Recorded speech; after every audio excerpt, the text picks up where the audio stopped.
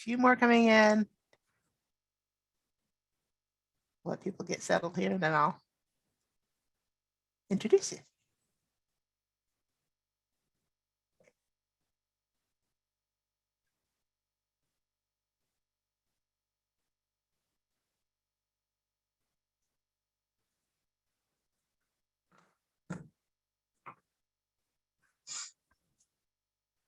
Okay, here we go. Let's go ahead and get started.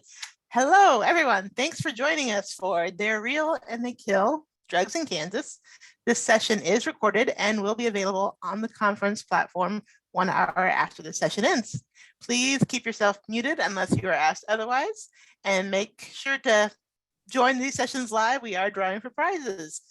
The conference is also offering free continuing education credits. For more information, you can visit the continuing education page. You can ask questions in the chat during this session, and the speaker will stop and ask for those periodically throughout the presentation. Today, I'm excited to introduce Assistant Special Agent in Charge, Regina Patterson King. She's the head of the Kansas City District Office, St. Louis Division of the Drug Enforcement Administration. Her responsibilities include overseeing DEA offices and activities in the state of Kansas, including the Topeka Post of Duty, the Kansas Highway Interdiction Group, the Tactical Diversion Squad in Overland Park, the Wichita Resident Office, and the Garden City Post of Duty in Garden City. She has more than 23 years of law enforcement experience and has worked complex international conspiracy investigations targeting international narcotics traffickers in Mexico, Pakistan, Canada, South America, and throughout the Eastern Caribbean. Regina, I'll turn it over to you. Man, that's a lot. Thank you, Patricia, for that introduction. Joining me today here from DEA, I also have our diversion program manager, Inez Davis, on this call, who will also assist me in answering any questions, as well as our public information officer, Andre Swanson. So we just thank you for allowing us to come and talk to you guys today about this very serious topic. As the title of our presentation is, They're Real and They Kill. So we're going to try to kind of give you information about what we're seeing throughout the United States, as well as here in Kansas. So before we start, I'm going to challenge you guys to ask a question, to answer a question that we're going to put up in the chat. I think Patricia's going to post it for you. If you can answer that question, what do you think is the most abused drug here in Kansas? So I'll give you a few seconds to get that in.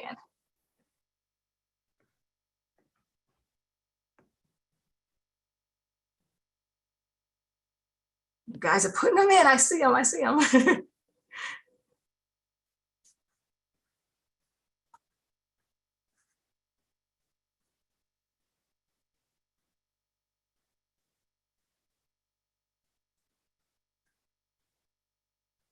Okay.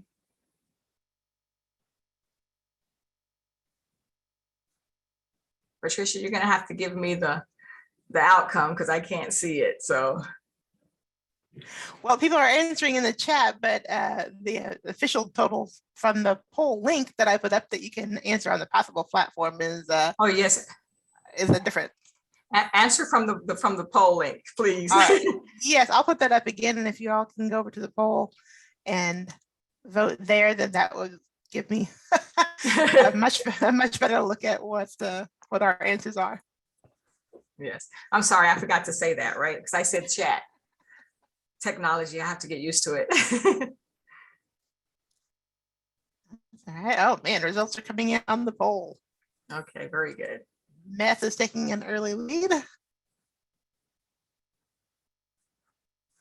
No one has voted for cocaine yet.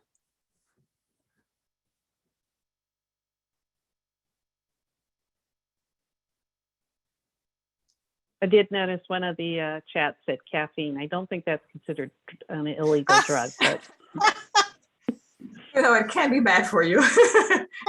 Correct. No doubt. Okay, as of right now, we've got about 50% meth, 22% marijuana, 30% prescription drugs.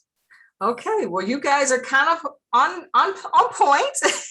Andrea, if you can go to the next slide, because this is the top 3 drug threats in Kansas. Number 1 is methamphetamines at the top of the list.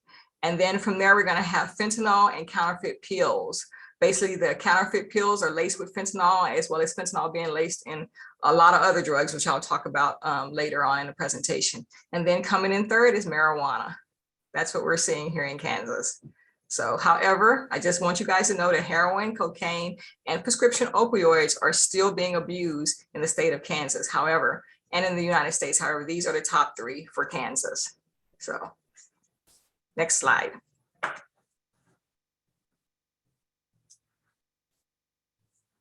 Okay, so first I'm going to talk about the meth situation here.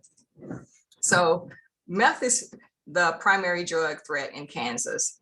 In late 1990s to 1990 to the 2000s, we had a lot of local clandestine labs here that dominated the area.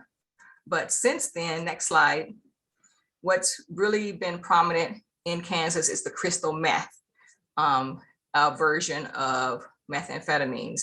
Around 2010, 2015, it became more prominent here. And it's because basically the crystal meth was being developed in Mexico and basically being brought over from Mexico here. So a lot of the super labs in Mexico took over or replaced the local labs that were taking place in the state of Kansas.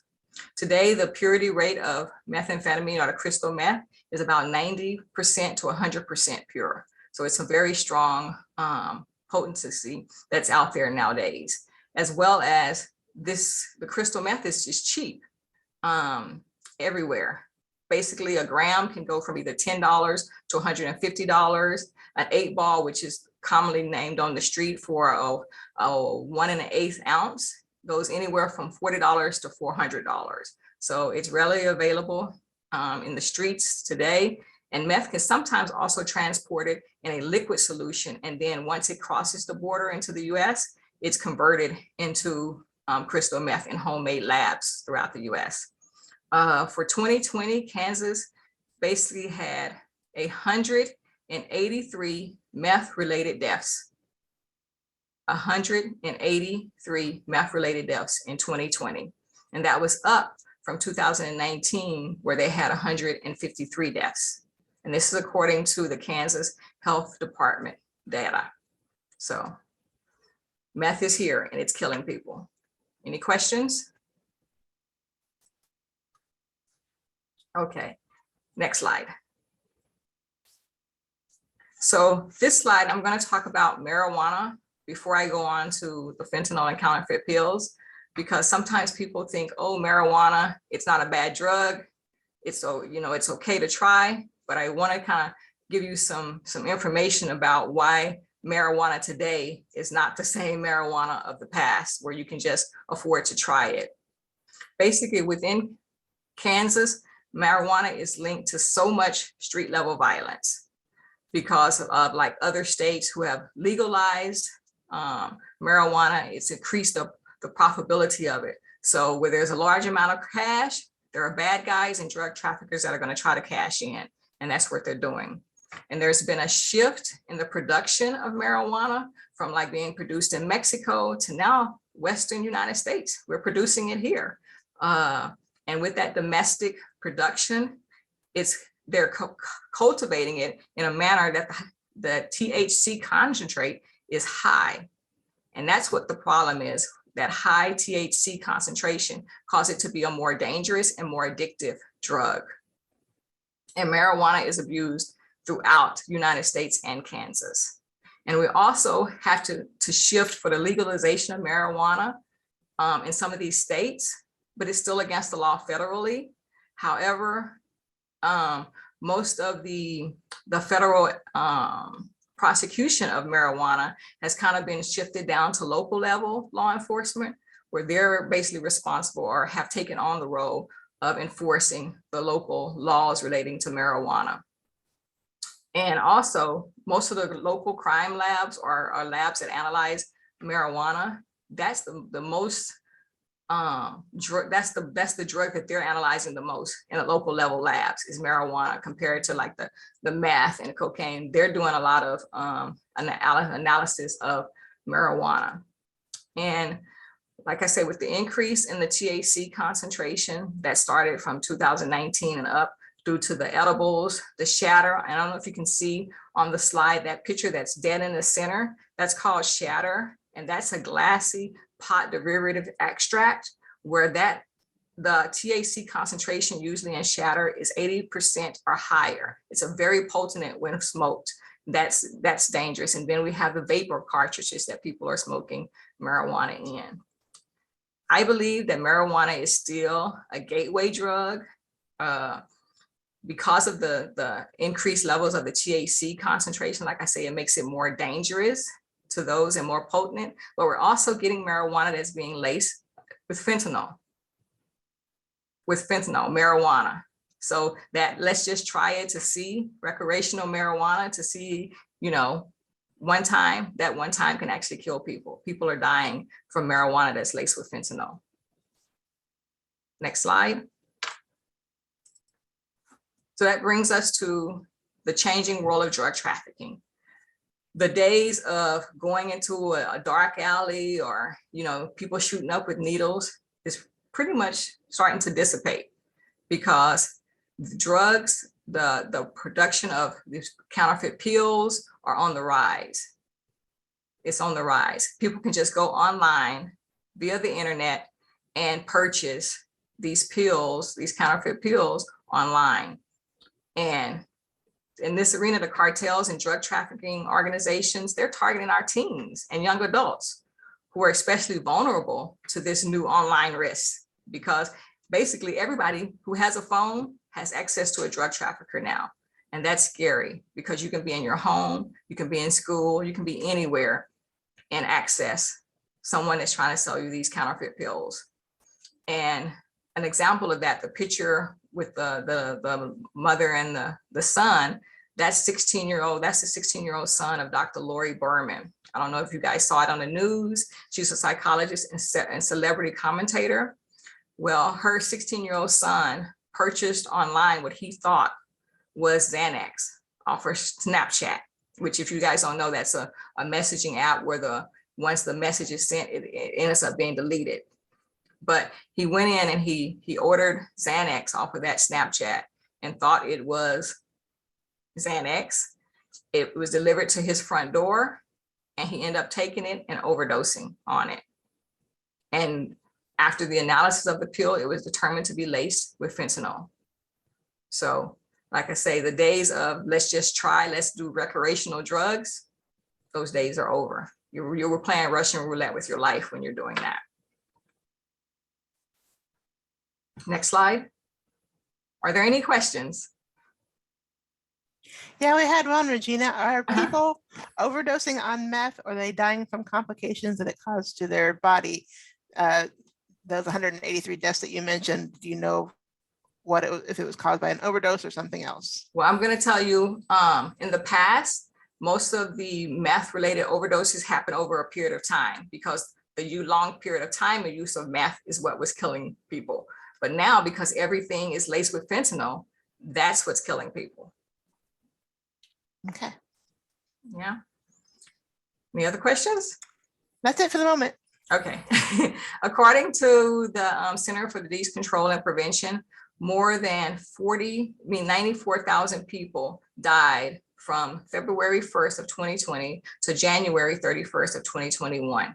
And that 12-month period, as a result of the drug overdoses in the United States, that was the highest period in 12 months ever recorded on record since they've been keeping stats on overdoses. So that was massive.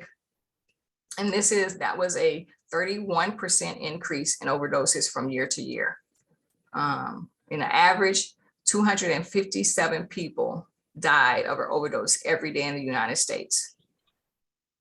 257 people died of overdose every day in the United States.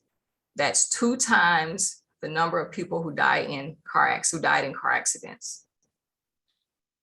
That's a lot of people unnecessarily dying. And of those, To Regina,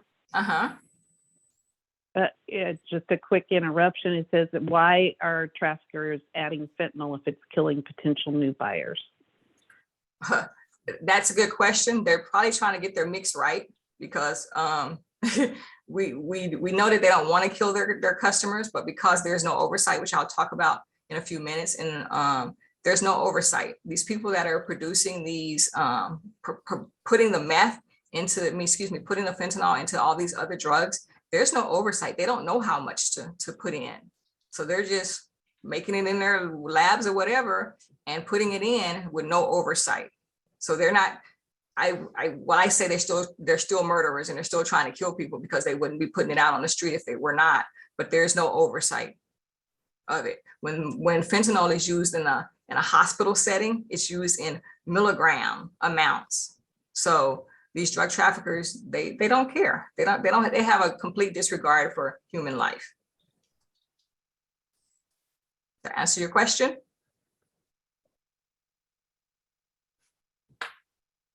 Okay, silence, okay. So let's continue to talk about fentanyl. It's the main culprit and what we're seeing new in our society. Synthetic opioids such as fentanyl remains the primary driver of the increase in overdose deaths, occurring for 83% of the deaths involving opioids have some type of fentanyl in it. Fentanyl is approximately 100 times more potent than morphine, 100 times more potent than morphine, and 50 times more potent than heroin. These are all painkillers that are used in a medical setting for pain. But fentanyl is being put out, not being monitored by a doctor or in a hospital setting, with those type of potencies that excel morphine and heroin. If you've ever had any of those drugs in a hospital setting, you're usually taking those when you're going into some type of surgery, right? A fatal amount of fentanyl can sit on that picture is a fatal amount of fentanyl. It's so just milligram amounts can kill you. And it also has to do also with your body mass. A smaller person, it would take even less. And when we start talking about our youth and our kids, it takes even less than that for them to have a reaction to it and to die. DEA still has seizures of heroin, meth, and cocaine, but we're seeing, like I said, all of these drugs, these other drugs are being mixed with fentanyl or a fentanyl-related compound. And between January 2019 and December 20, fentanyl seizures in the Southwest border increased 89%. So they're trying to get this stuff over here to us, to the US, that unfortunately we're a drug consumer market. And until we decide we don't want to be that anymore, we're continually going to be at risk. Next slide. This is carfentanil. This is a powdered form of a fentanyl analog. And the overdoses caused by carfentanil or other powerful fentanyl analogs are showing up all across this country, all across the country. The slide demonstrates the one on the left is how much of regular fentanyl it takes to overdose on. The slide on the right is how much carfentanil it would take for a person to die or to be susceptible to an overdose. And the sad thing about it, carfentanil, it's an elephant tranquilizer. An elephant tranquilizer, that's what it's actually used for. And it's 100 times more dangerous than fentanyl. Just put all that together, 100 times more potent than fentanyl. Fentanyl is 100 times more potent than morphine, than heroin, the morphine, and 50 times more potent than heroin. This is crazy. And so when this carfentanil came on the scene, it's extremely dangerous because we were having officers go into or to make an arrest of a person that they thought may have cocaine or heroin, which this would look like in its powder form. And they're just dropping out, falling out. Some died by inhaling this stuff because it's not for human intake. It's a drug that will kill you. And it was killing officers as a result of that. But drug traffickers are introducing that into our communities. Any questions? We have several questions. Yeah, we have. Okay. Go ahead, Andre. No, you've got it, Patricia. I'm losing track. So go ahead. One person asked, how are they getting, I guess, the drug suppliers, how are they getting the fentanyl? Okay, well, the fentanyl we've traced back, those they're produced in China. And even most of the times because we as the US government and DEA worked with China to get those analogs of fentanyl, and the analogs classified as like banned or illegal substances that now China can't send them to the US, so they send them to Mexico, where they have these labs that are producing these counterfeit pills and shipping them through Mexico, through the southwest border into our country. So that's how they're getting here. And that's where the chemicals is coming out of China and India. Okay, yeah, another participant asked, is the DEA seeing a change of how the drugs are shipped? As far as originally, people could actually go online and order the actual chemical fentanyl from China. But like I say, when we worked with the Chinese government and the US worked together to get those substances banned, as well as us banning those chemicals in the US. So a person, if they order it directly to their house from China, now they're looking at, other type of charges versus how it's being distributed through the drug cartels in Mexico and coming across our southwest border into our country. Okay. Does lacing meth with fentanyl benefit the dealer somehow? Because it's cheap. You only need a small amount. So you can put a small amount in it, and you might have a pound of meth, and you put a little bit amount of fentanyl in it. That just increased your profit as far as how you want to distribute it, because it's more potent and it's more addictive. I did note in the chat also that most drug traffickers are polydrug traffickers, and it's not like they're working in a clean laboratory. So the stuff does inadvertently get mixed, contaminated, which is why you sometimes get marijuana with fentanyl on it. And one other question, are you aware if there will be an FDA approved medication for meth coming out soon, or vaccines for opioids or fentanyl? No, definitely not. Because like I say, the fentanyl, when it is used in a hospital setting. And it's like in milligram amounts, so very small amounts. So there is no legislation that I'm aware of where that would become something that a regular citizen should be able to have access to. No. Okay. Does fentanyl make the high better? Well, it can kill you. So my understanding is, yes, it does. It makes it better, but you're also playing with your life to even risk a high, because basically what happens when people decide to use drugs, your first experience with that drug, you will never get. And some people like trace that moment of when you first tried it, but you will never get to that very first original high that you had when you first tried a drug that just really like drew you in. And so people chase that feeling, and you will never get it again. It's only that one time that you're going to feel it the way you felt it the very first time. And some of these cases, like we're saying, there was 94,000 people died from the try, right? So it's just not worth it. It's not worth it. Okay, thank you for your answers. Mm-hmm. Inez, did you want to add anything to that? Oh my goodness, you must have been. I was just going to say, Regina, and I know everyone's probably aware of this, that she is basically talking about your illicit fentanyl. Mm-hmm. Yes. Your medical grade fentanyl that you would get into a hospital setting, or you maybe see from your doctor. There is a legitimate medical use for fentanyl, but that is not the fentanyl that Regina is referring to now. Correct. Thank you. That's why I said if it's not used in a medical setting, there's no reason we would be getting it on the street. Any other questions? I think we can continue. Like we're good. Okay, are we on the fentanyl counterfeit pill slide, the first one? We are now. Okay. Well, that's just showing some examples of some counterfeit pills. that we've seized here at DEA. And just to let you guys know that basically like 20% of the tablets that have been tested in our DEA lab have tested with a lethal dose of fentanyl. So that's 26%. And out of those, 2 out of 5 of the fake pills with fentanyl contain a potentially lethal dosage. Next slide. And as a result of that, because we're seeing, like I say, these counterfeit pills, which are now in the hands of our youth, who are dying from it, that DEA decided we're gonna do a campaign to get the word out. And we hadn't done like a public service alert in I think 4 or 5 years. Andre, correct me if I'm wrong. 6 years. In 6 it was years. 6 years ago. But we just put out an alert because this is so serious that really one pill can kill you.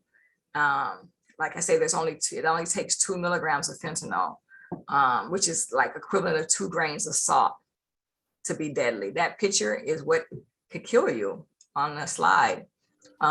There's no control, there's no quality control in these labs. Like I say, they're just mixing this stuff up. It's getting contaminated with other stuff.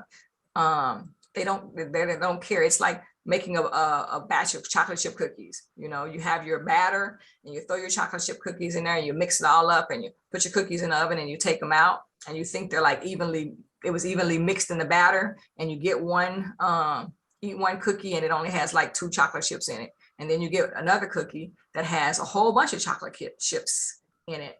That's how these pills are being made. There is no oversight. There's no one measuring to figure out how much is in each and every pill. So it's really just a draw of the hat, but it's your life. It's life. Life is too important to risk that, you know. So really, one pill can kill, and we're seeing that. Now I'm going to get you guys involved, so let you know that like these counterfeit pills, they appear so much like the legitimate prescription medicine, but they contain usually nothing that the actual drug is supposed to contain.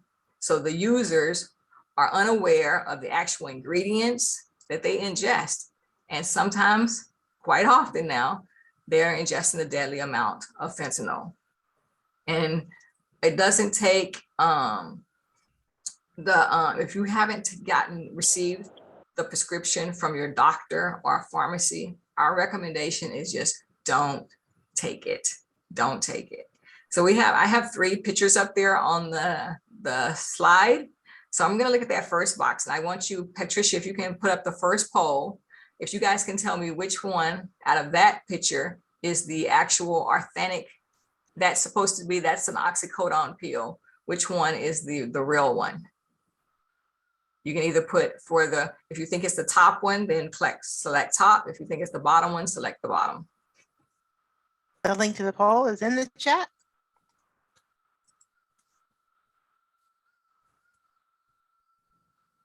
And the results are coming in. Okay.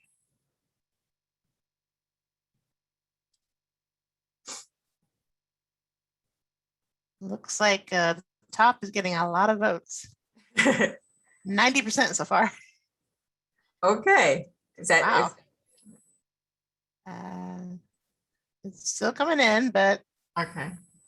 I didn't mean to bias the poll, but it looked like you're in the chat, and now online the results are about 80% top, 18% bottom. Okay. Well, the answer is correct, the top. Now I don't want to know what the makeup of my audience that they all know that that's the real one, because we're the Drug Enforcement Administration and we're agents, and we see them and we don't always know visually which one is the legitimate one and which one is the counterfeit. Okay, so let's try it again with the second one. That is a Adderall, which is the real one, top or bottom.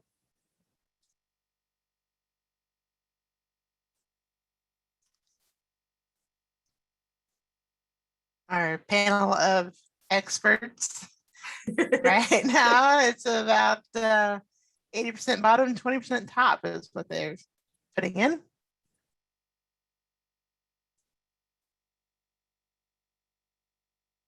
think we have too many medical people on this. That's what I'm thinking. For a lot or law Yeah. enforcement. Yep. Final result, 78% bottom, 23% top. 22% Okay, you're right again. The real one is up top. That's real Adderall. And then let's do the last one. It's going to be a left or right. Actually, I think vote. that means they were wrong, Regina. Didn't I- you, Patricia? Yeah, What did you say? 78% thought the real one was the bottom one. Oh, I thought you said top. Okay, then you guys are not as good as we thought you were. Sorry. So yes, the real one is on the top, at the top. So that's the real Adderall. So let's do one more. So it's going to be a left or right choice. Which one is the real one? And that's supposed to be, that's a Xanax, by the way. This one is causing some controversy. 64% say right, 36% say left. Oh, now it's almost half and half. Oh my.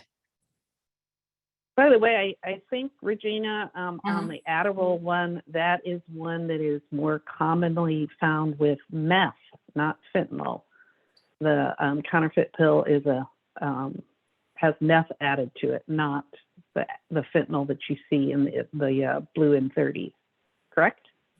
We've seen them both mixed in all of them. So Okay. we have seen the meth in the Adderall as well. Our meth being sold as Adderall is actually a meth pill. That's not an Adderall pill at all. Let me say it like that. So our responses say 41% say the left one is real, 59% say the right one is real.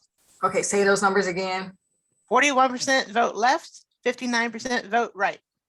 Well, the lefters win. The left is the real one, the white one. That's the real one. That's the real Xanax.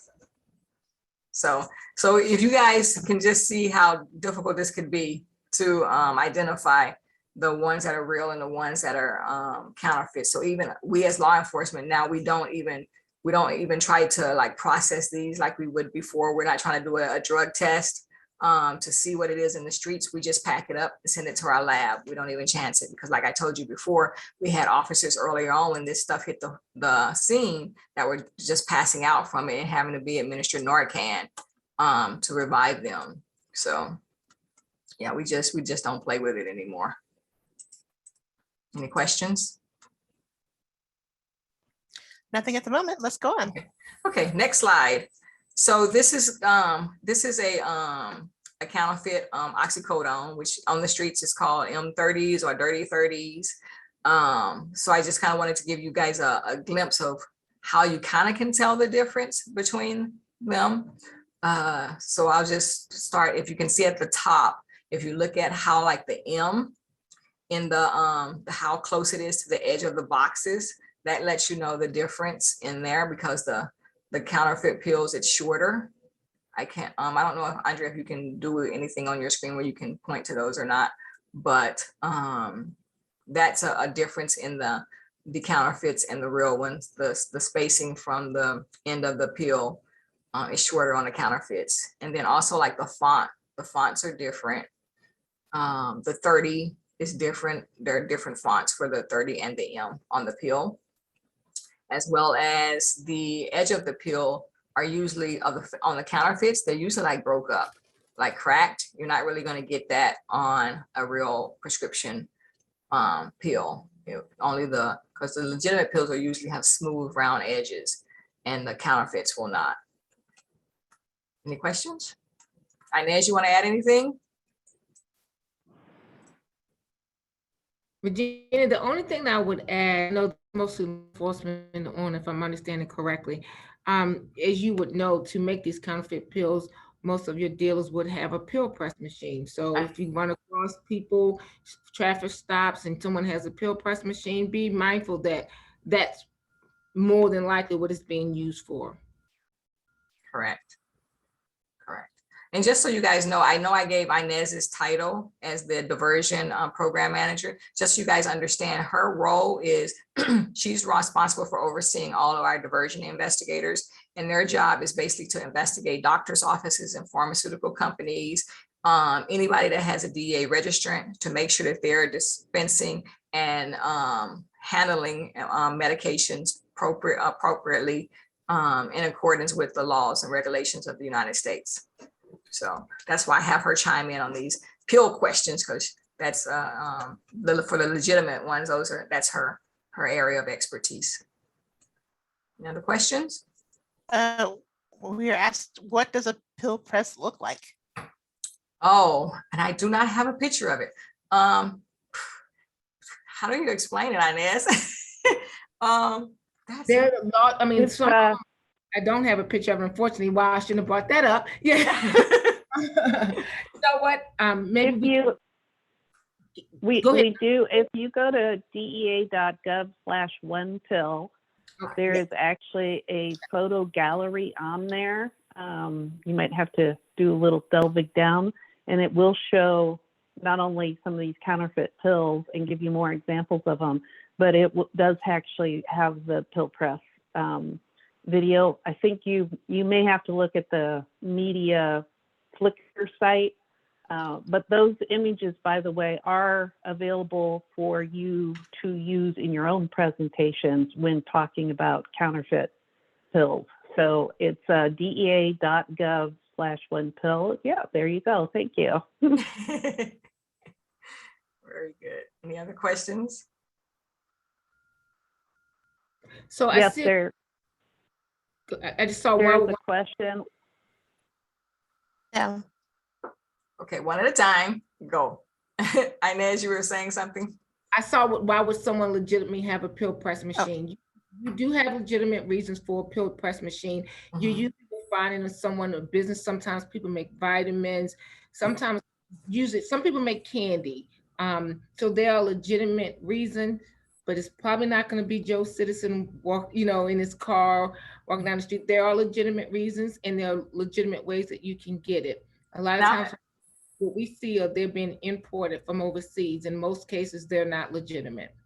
Yeah, and one of the things that Inez, like we look at our investigate people basically requesting pill presses in the United States, but they're also like one scenario we had was a person they were actually doing vitamins or putting skincare cream in like these capsulating. They needed the machine for that, but we had to basically determine: are you getting this machine for a legitimate reason or for illicit reasons? So that's part of our job as well.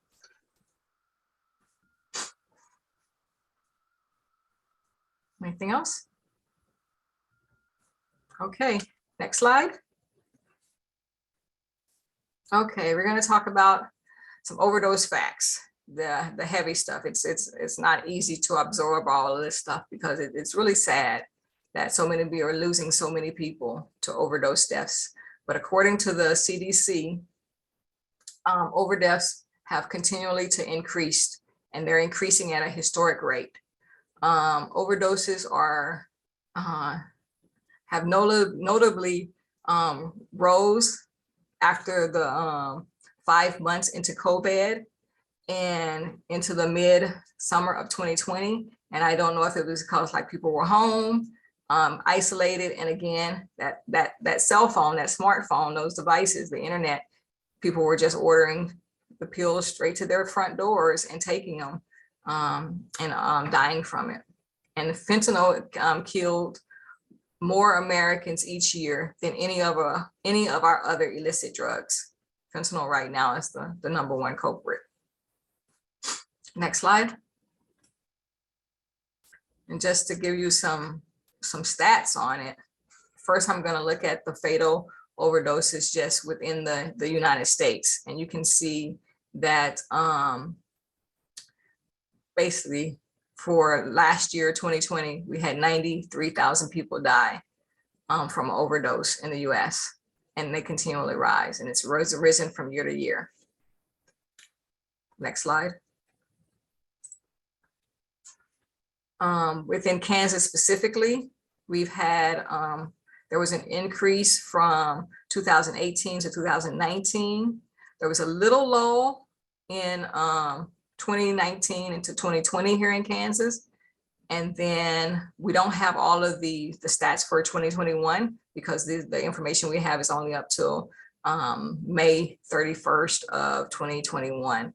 But we're still seeing that it's probably going to still be high when we finish our stats for the year. And this is all according to the Kansas Department of Health and Environment Department. Any questions on that? Okay, next slide. Again, these are just showing the fatalities in Kansas, the non-fatal overdoses that we've experienced that have happened here in Kansas. And it shows that, again, the opioids are still the highest culprit, which is where fentanyl lies. And then you have the other drugs like the benzodone and the psychostimulants drugs, but opioids are still number one on that spectrum. Next slide. Again, this is showing with all drugs for fatal overdoses. The other ones, the non-fatal overdoses, are those that people, they basically overdose, but they've more than likely been administered Narcan, so they don't die. But these are the people that didn't get the Narcan and end up dying. So they've been calculating for both the fatal overdoses and the non-fatal. So these are actually people that have died from it. And in the state of Kansas, again, you can see it just keeps rising. Kansas has had 477 fatalities. So it just keeps rising. And then this is by drug. Again, those opioids are right there. And psychostimulants, that would be where the meth lies, in case you guys are wondering in that sphere. Any questions on that? Okay, next slide. So what you need to know about the drug crisis in the United States. Basically, where there's drugs, there's going to be violence. Drug trafficking is enemy number one to our country. It causes problems with our health, our public health, because you have people that are dying. You have people that are addicted and need help with their addiction. It's a public safety to our US citizens, to our first responders, to our law enforcement, to everyone.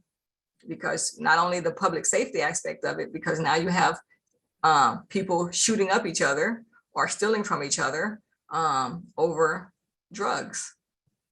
And it's a national security, because as I talked to you, I stated earlier, drugs are being imported from China and Mexico and imported into our country. And if they can import drugs, they can import other things. So these are serious threats. Where there's drugs, there are threats to our country being happening. Any questions? One person asked, are the stats for the surrounding states similar to Kansas? Well, I did not pull the surrounding states, but you can also, go ahead, Andre. I could speak for Missouri. Missouri is actually higher than Kansas. I guess. The St. Louis division includes Kansas, Missouri, and Southern Illinois. Illinois, understandably, has the highest amount of percent of overdoses because of Chicago. So of those three states, it decreases the further you get west. I would expect to find that the states surrounding Kansas would probably be lower, but you could go to the CDC website and they have a capability of manipulating the data with a map, and you can see what each state, their overdose rates are for their current stat. I think it goes through somewhere in the summer this year. And again, the violence that stems from this, it's crazy, because usually the lower you are on the food chain as far as the drug trafficking arena goes, the more violence. So that you have the cartel leaders and the people that are sending this stuff to our countries from China that are the millionaires, and then you have the community gangs that are fighting over their territory and that bring the violence in. So it's a strange phenomena, because the people that are really profiting are not the people that are engaged in the violence. It's the street level people that are, like I say, fighting over territories, that are bringing the violence into our country, into our neighborhoods, as well as those that are addicted, because those that are addicted, to satisfy their addiction, they're stealing, they're breaking into homes, they're robbing, they're doing whatever they need to do to get their next fix. So next slide, please.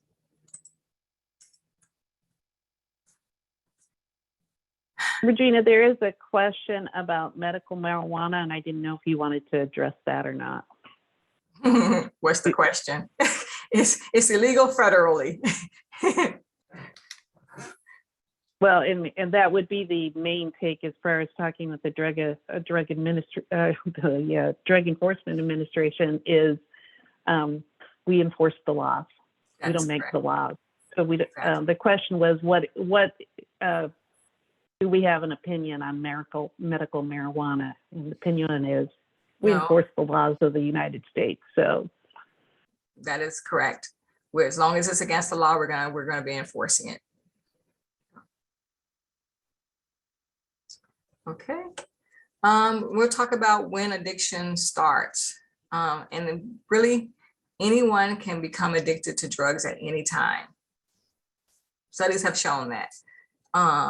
Those who don't use drugs before age 25 almost never become addicted to drugs. And most of youth develop substance use disorders by the age of 21 and typically begin usage at age 18.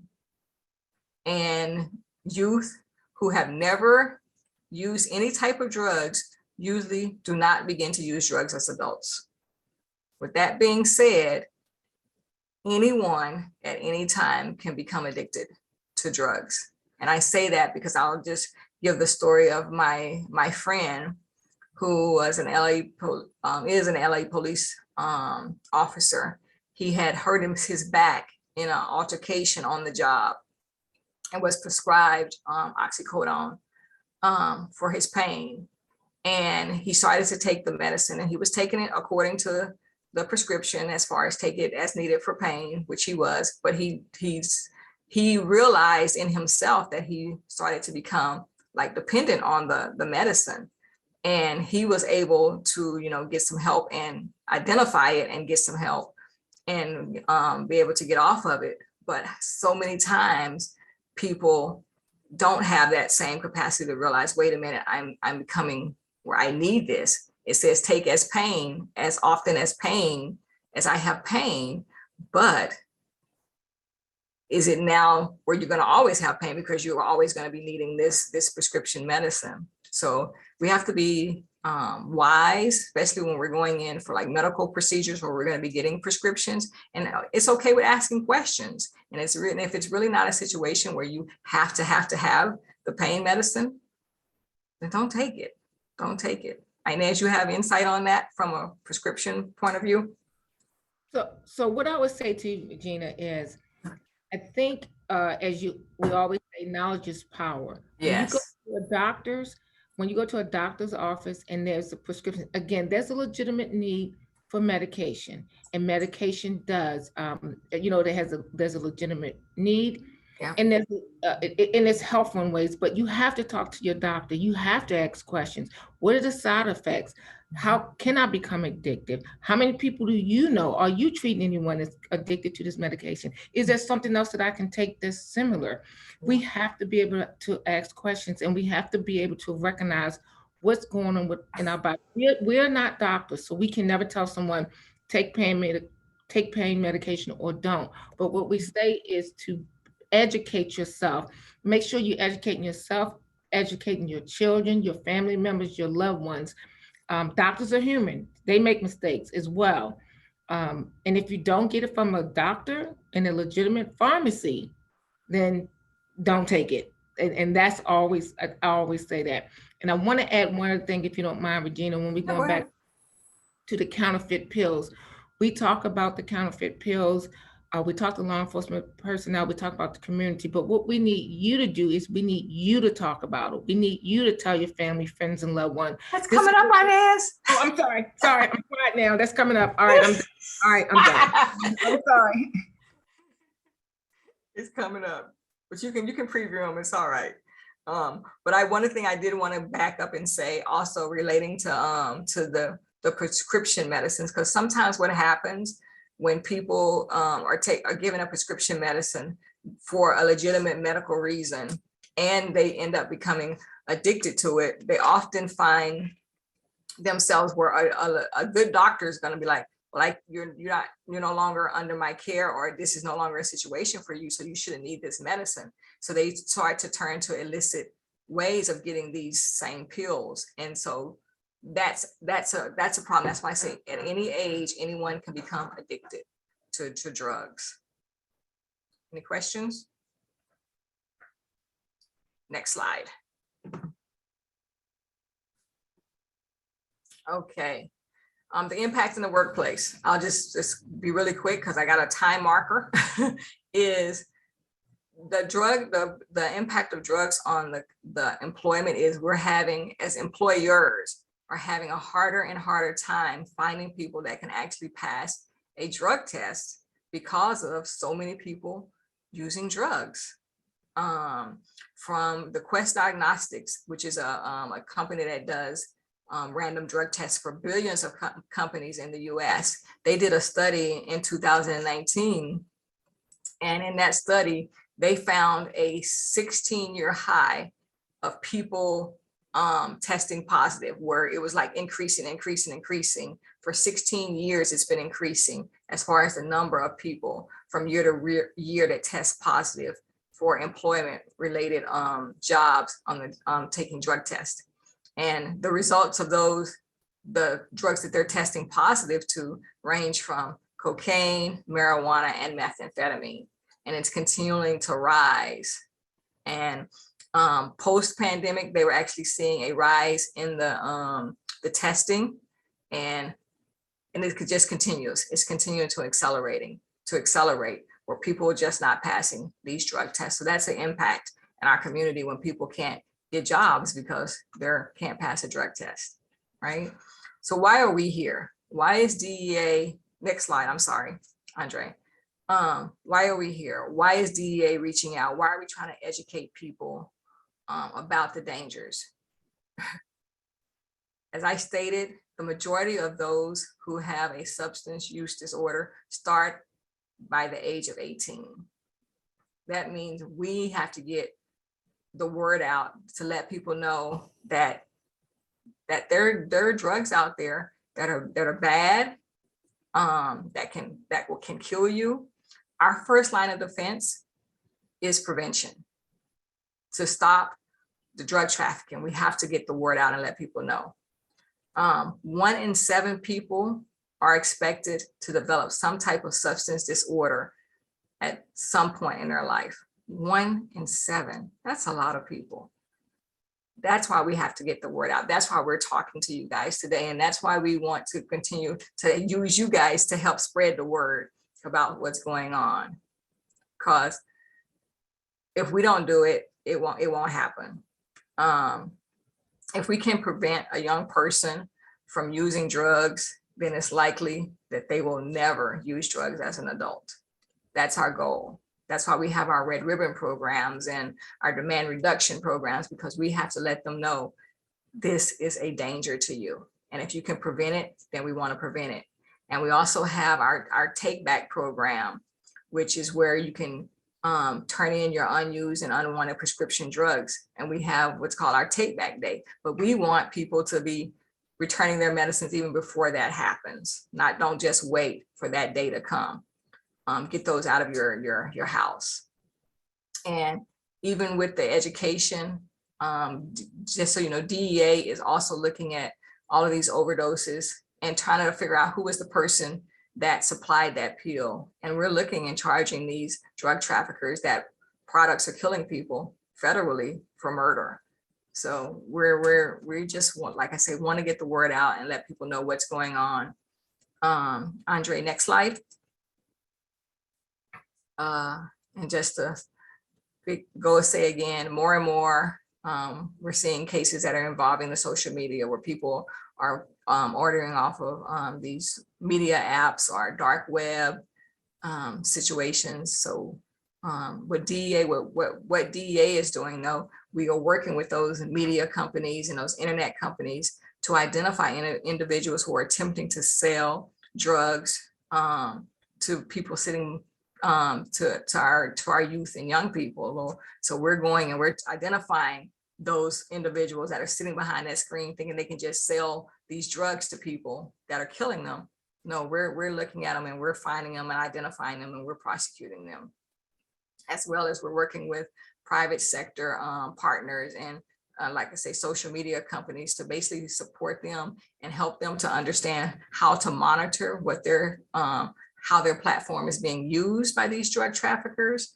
And we have actually given over 20,000 we've given out terminology, hundreds of different types of terminologies that drug traffickers use to sell these, to sell their drugs online to technology companies.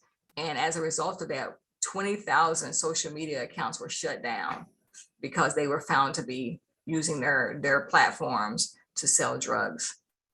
So we're doing our part and trying to do what we can in that. Next slide. And what we have going on DEA-wise here in Kansas, I'll be trying to speak really quick because I know we're going to be running out of time here. We have in January of 2020, we started Operation Crystal Shield, which that operation is specifically focused on the targeting of the manufacturing and distribution of meth, targeting the hubs and routes for the distribution of meth. So we're focused in on that in Kansas. And then in March of 2021, we initiated Engage, which is where we aim to partner with the community and other law enforcement and prevention, the healthcare systems to basically reduce the use of drugs and abuse and overdose deaths by targeting the local drug threats and engaging the community leaders to reduce drug abuse by educating and just partnering in different activities to get the community involved, to take back their communities. And Wichita was one of the 11 regions that DEA selected to do that, that initiative in. And then we also have in April of 2021, we started Project Wavebreaker, which is specifically targeted to bring awareness of the Mexican-based cartels that are like funneling the fentanyl and the other drugs laced with fentanyl that's causing overdoses in the United States. So we're specifically targeting those organizations. Next slide.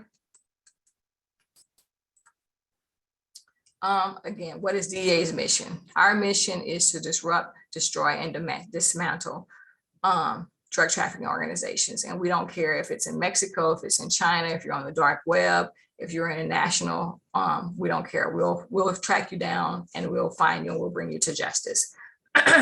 We continually, diligently work with our international partners, as well as our federal, state, and local partners to bring these traffickers to justice in our communities. And again, we work with our community partners. And I want to say this because some people get it confused. We are not engaged in a war on drugs. We are engaged in a war on drug traffickers. And we're bringing those individuals to justice that decide that they want to flood our communities with these drugs. Next slide. But what can you do as a citizen of the United States? Because it's all about changing the mindsets of our citizens to not have a desire to want to do drugs.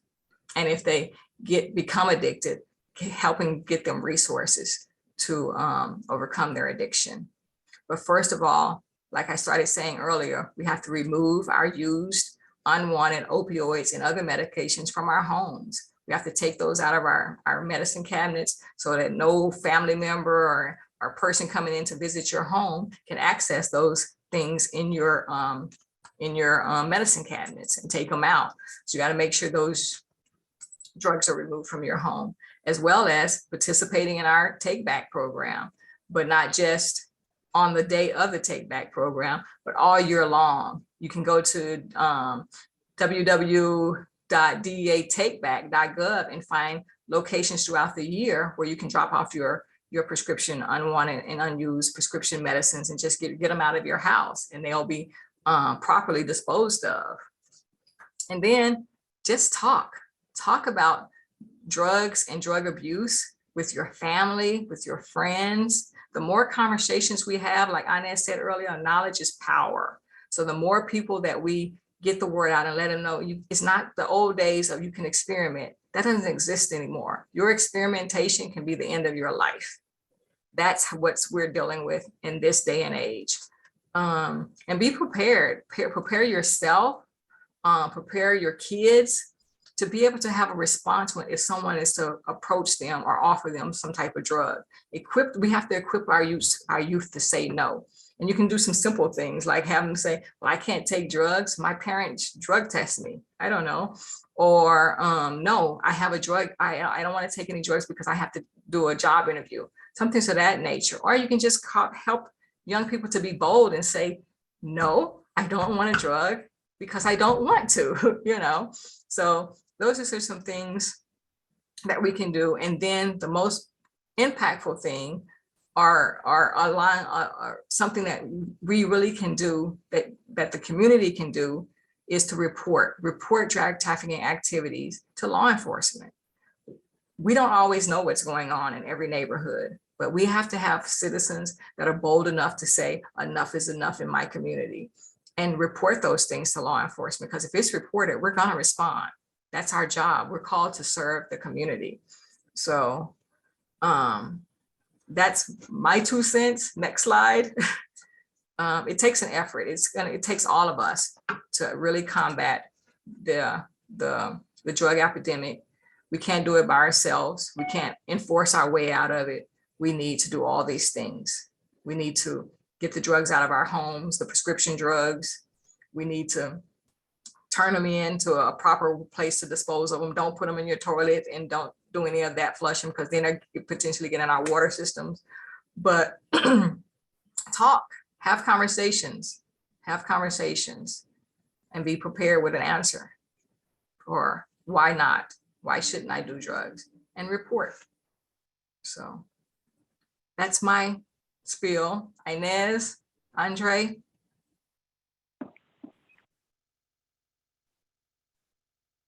Any questions? Patricia, did I lose you, buddy? No, I'm here. I was waiting on Andre answered several questions in the chat. So she gave the DEA Take Back site if you need to know where a location is throughout the year. I guess or other information about where you can turn in those medications. And then also someone asked about where to report any online social media activity for people trying to sell drugs, and she also answered that. One other person asked, how can you get your law enforcement and other community officials to understand the importance of this topic? Well, I think we all understand the importance. It's just working with the community to actually put strategic plans and actions to address them. But like I said, but it also takes citizens being willing to say, this person is the person in my community that's doing this, or I know this individual, and not being afraid to do so. Mm-hmm. Do you have any particular education campaigns that you would suggest us to follow on social media? Oh, Andre?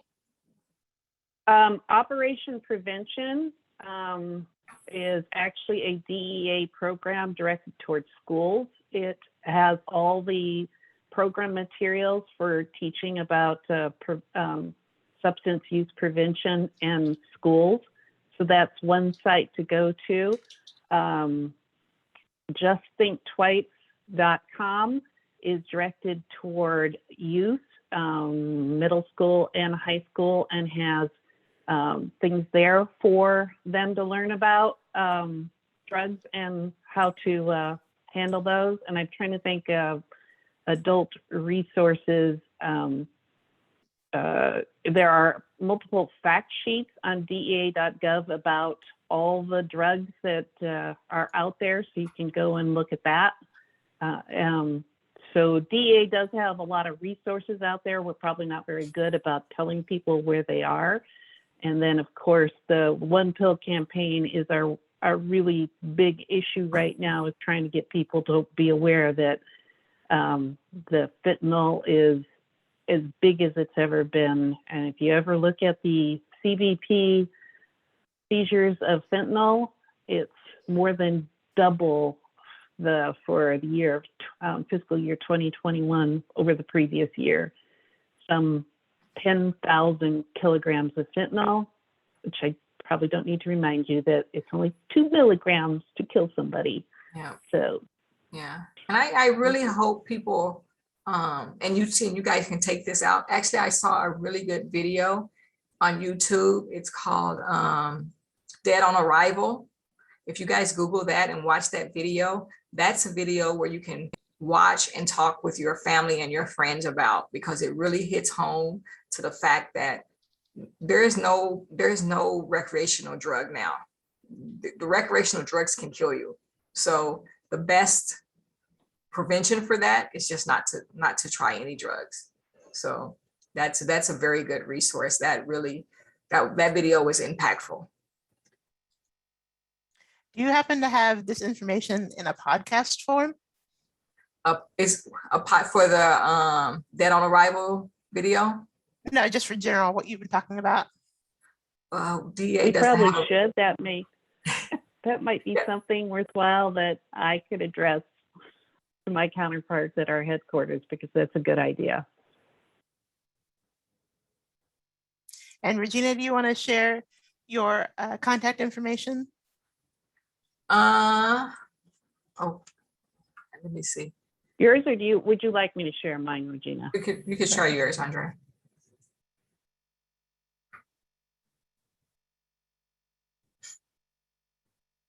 Are there any other questions? I really thank you guys for getting on this call. I would really be on this video chat.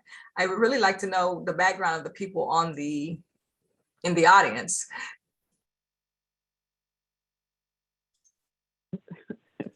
There are more than 70 people. That was probably a hard Okay. question to ask. Yeah, I was just curious, is it from, are they medical professionals, or is it just a variety of people, law enforcement? Oh, I'm seeing, yes, probation officers, okay, prevention, like it. So that just lets me know there's a lot of areas that are people that are going to get this information out to our community. I am new to Kansas and I love Kansas, and I just want to see Kansas and every other city in the US prosper, and this be rid of this drug trafficking. I know that may be the end of my job, but that's okay. I'm good with that if we no longer have drugs in our country. And I say that wholeheartedly, because I do my job because it affected my family, and I saw my family completely destroyed because of drug use. So it's personal to me.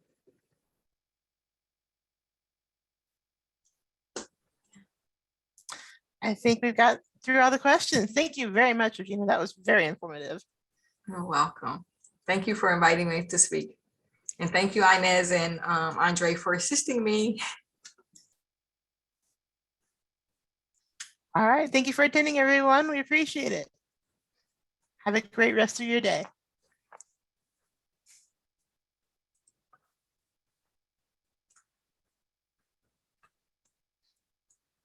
Oh, someone messaged me asking if I give presentations to groups and coalitions in Kansas. I don't, not on this topic. I'm still on here. I'm just reading.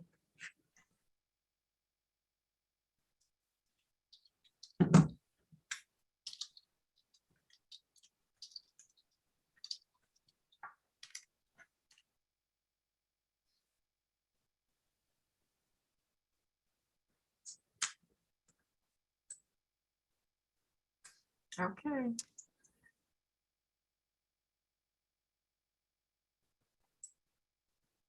My specialty is traffic safety. If anyone has any questions about that, I could help you. Everyone follow Drive Safe Kansas, the great social media account. I'm very biased. Okay, Patricia, you still I need think me or we're I good. can? I Huh? think we're good, Regina. You go right ahead. You have done a Okay, wonderful job. And Thank thank you, you. Andre and Inez too. okay, thank you very much. Have a Thank good day. you. All right, All bye. right. Bye.